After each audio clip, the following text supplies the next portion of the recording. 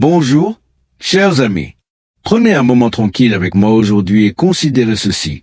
Si vous pouviez remonter le temps, avec ce que vous savez maintenant, quelle est une chose que vous presseriez votre jeune moi, disons votre moi de 65 ans, de faire différemment?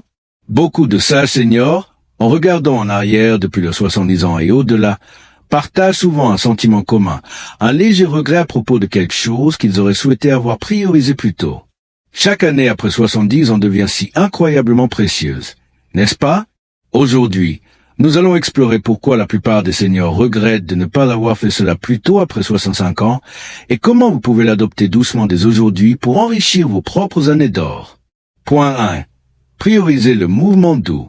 Le premier domaine que beaucoup regrettent de ne pas avoir adopté plus tôt est le mouvement doux et constant.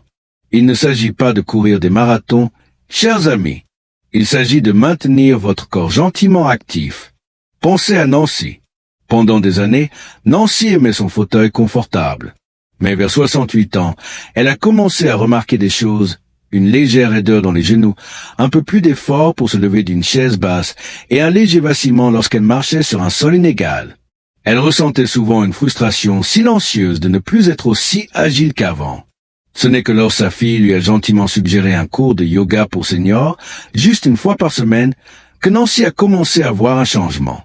C'était lent au début, juste quelques étirements.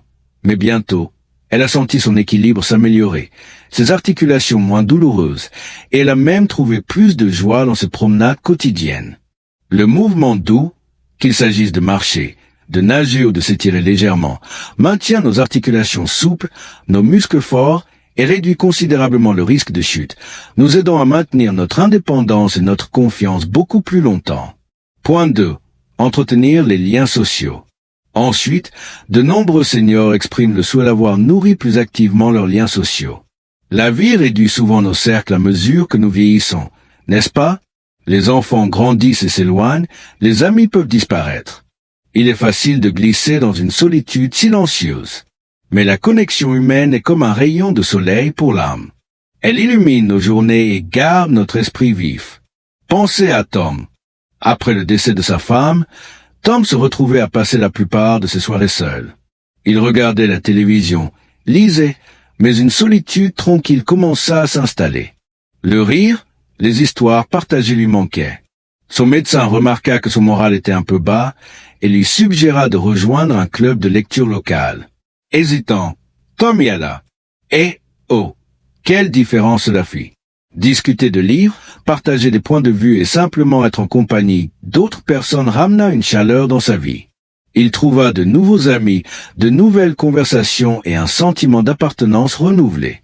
Nourrir ces connexions combat la solitude, maintient notre esprit engagé et peut même contribuer à une vie plus longue et plus heureuse.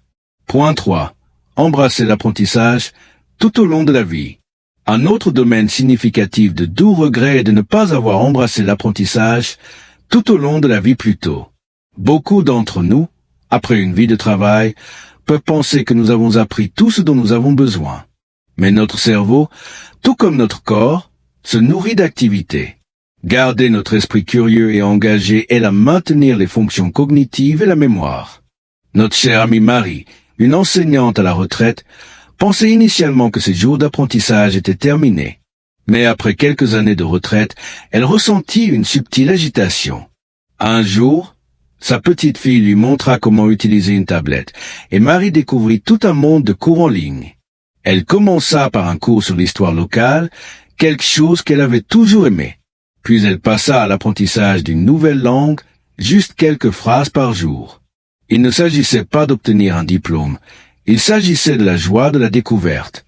Cette stimulation intellectuelle a maintenu l'esprit de Marie agile et ses journées remplies de sens et d'excitation. Apprendre de nouvelles compétences, explorer de nouveaux passe-temps ou même simplement lire différents types de livres peut garder notre esprit vibrant et notre monde en expansion. Point 4. Pratiquer une alimentation consciente. Le quatrième regret, souvent murmuré, est de ne pas avoir pratiqué une alimentation plus consciente plus tôt. Nous passons une vie à nourrir notre corps, souvent sans trop y penser. Mais en vieillissant, ce que nous mettons dans notre corps devient encore plus crucial pour notre énergie, notre confort et notre santé à long terme. Il ne s'agit pas de régime strict, il s'agit d'une conscience douce. Considérez Robert. Il aimait ses plats réconfortants, sauce riche, portions généreuses. Il se sentait souvent léthargique et souffrait de problèmes digestifs. Ce n'est que lorsque sa petite fille, une nutritionniste en herbe, l'a encouragé à simplement faire plus attention à la façon dont il se sentait après avoir mangé certains aliments que Robert a commencé à faire de petits changements. Il a commencé à remarquer que les repas plus légers lui donnaient plus d'énergie et plus de fruits et légumes le rendaient plus vibrant. Il a commencé à savourer sa nourriture, à manger lentement et à vraiment goûter chaque bouchée.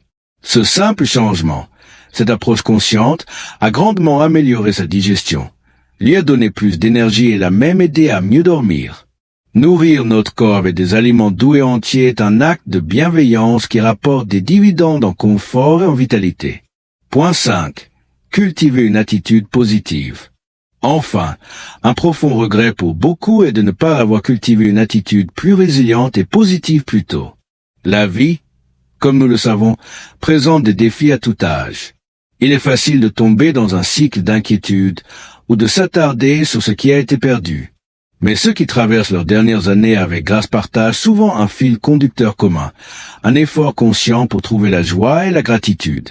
Notre amie Hélène, pendant de nombreuses années, a souffert de douleurs chroniques. Il lui était facile de se concentrer sur ce qu'elle ne pouvait pas faire. Mais une gentille infirmière lui a un jour suggéré de commencer un journal de gratitude, en notant simplement 3 petites choses pour lesquelles elle était reconnaissante chaque jour. Hélène était sceptique, mais elle a essayé. Lentement, imperceptiblement au début, sa perspective a commencé à changer. Elle a commencé à remarquer la chaleur du soleil sur son visage, la beauté du chant d'un oiseau, la gentillesse d'un voisin. Cette pratique quotidienne n'a pas fait disparaître sa douleur par magie, mais elle a changé la façon dont elle vivait ses journées.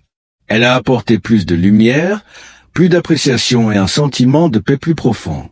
Cultiver une attitude positive, pratiquer la gratitude et choisir la joie peut véritablement transformer notre expérience de ces précieuses années. Alors, chers amis, en réfléchissant à ces pensées, qu'est-ce qui résonne en vous? Y a-t-il un petit pas que vous pourriez faire, un doux changement que vous pourriez apporter aujourd'hui, pour vous assurer que lorsque vous regardez en arrière, vous le faites avec moins de regrets et plus de joie profonde? Chaque année après 65 ans, et surtout après 70 ans, est un cadeau, une chance de vivre plus pleinement, plus vibrante. S'il vous plaît, partagez vos réflexions dans les commentaires ci-dessous. Qu'avez-vous appris aujourd'hui, ou comment ces idées vous font-elles sentir? Nous aimons avoir de vos nouvelles. Et si ce message a touché votre cœur, veuillez envisager de nous donner un pouce levé, de vous abonner à notre chaîne pour plus de sagesse douce et de partager cette vidéo avec quelqu'un qui vous est cher. Jusqu'à la prochaine fois, prenez bien soin de vous et chérissez chaque instant précieux.